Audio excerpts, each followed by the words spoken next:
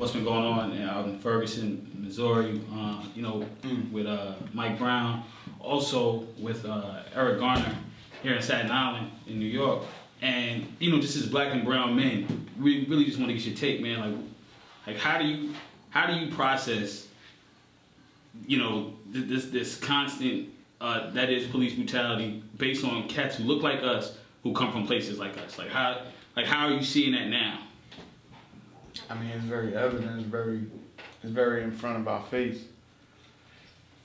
It's violation. You know what I'm saying? It's just violation. Now, I don't have the answer. I hope everybody knows though, it's violation.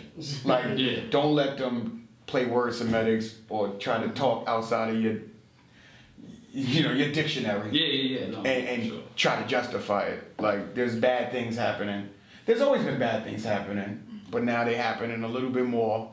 That's what it feels like. It's just something about it. It was weighing on me this morning. Like, it feels like it's more, and maybe it's because we have more access. But it just feel like a dude just got shot last night in Cali.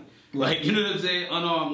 Like it's like we keep hearing this story. Nah, but you know what? Like, it's a bit of both. It's a bit of there's more outlets to find out about it, which is making the evil people be like, I don't care. That's how I feel. Like, you know what I mean? Like, I don't care about the outlets. Like, that's how it's hitting me. Mm-hmm. Like, because they know, you know what I mean? Like, there's a good chance this is going to be seen. Yeah. Or there's a good chance that people are going to feel like this was a violation. Yeah. And, you know what I mean? Like, so, like, I don't really know. All I can say is be careful. Be aware. You know what I'm saying? Be aware of that we already at a loss. We already down one. Mm-hmm. You know what I'm saying? We in the ninth and we already down one.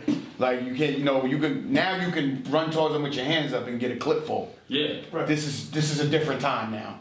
Mm-hmm. You know what I mean? So be aware, be careful, keep, surround yourself with the people that love you, and just be you and pray, to be honest with you, because this is a bad time. This is a really bad time. I'm a father, you know what I'm saying? And I think about that, you know what I'm saying? I got a 14-year-old and I got an 11-year-old. Both boys? Yeah, both boys. And I would, initially I'd throw it all away if that happened to one of them. Like, I'd just be like, all right, cool, he's gonna die. He's gonna die, it is what it is. I'll live with it. And then you think about it and you're like, man, that's not, but that's how much it hurts, you know what I'm saying, to see that kind of stuff. And, the families that's taking losses, you ain't alone. I know it feels like that when y'all in the funeral homes and when y'all giving them speeches and stuff like that, but you ain't alone. We all hurt together, you know what I'm saying? Yeah. So, keep your head up and we got to keep striving. That's real right. Yeah, I especially appreciate the piece you mentioned just about being mindful of what they're saying to you. I had that reaction when the reports started to come back from the police department saying, oh, well, the officer was engaged by two men, and one of them had a weapon, and he says there was a shot at the car, and he went to pursue somebody, and he just wasn't, he might have made a mistake about who he was pursuing, and he shot at a suspect. Yeah. And that's how he ended up killing Mike Brown. But, in that is, all right, so there were two niggers. Yeah. These niggers were dangerous, and he didn't know what to do but shoot at the next nigger he saw. Mm-hmm. Underneath the words. Cold. Yeah. It's like, God, God, what do you do to that? How do you react to that? What's the response to that?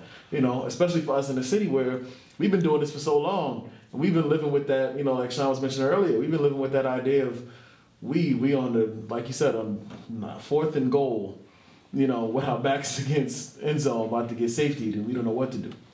I tell you what, man, like, if things don't get better, there's gonna be an uprising, bro.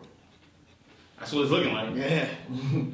and someone asked a question today, and I wondered, they said, will it take that for the powers that be to realize, like, you can't keep doing this. Like, we're not gonna keep taking it. Like, will it take people really getting buck with it for that to change. And then if you look at history, it looks like no is the answer because we've seen the riots of the '60s and That's what I Watts feel and like. Philly. Yeah. You know what I mean? So what you gotta understand is like everybody's not good. Like once you really grasp the concept of good and evil, you'll realize that by uprising, evil people will flex muscle. Like, okay, cool, that's how you feel, send the tanks in. Right. Yeah. Like it won't be like, man, they don't have the good in them. Yeah. God created good and evil. Like understand that. Like, you know what I'm saying? Like this is a real war. You know what I mean? Like, you know, now it's being publicized a little more and it's being a little more evident and a little bit more in your face, but it's been forever. Yeah. You know, we just in times where it's happening more frequent. Yeah, It's foul. It's just foul. So now you got, hotheads that's just like, I'm gonna shoot at cops. Yeah. Yeah, I'm being honest. Like, you know, like it's getting in, and you just got proud families and proud minorities, and just being like, yo, this is it. Like, I'm a woman of the church, but I'm gonna go upside somebody at. Yeah. It's getting to that level, and when it gets to that level, then it's like that's where it opens the door for like either it's gonna stop or it's super on. Yeah. I don't think there's no in between anymore. It's been a long time coming, but I know a change gonna come. Oh, yes it will.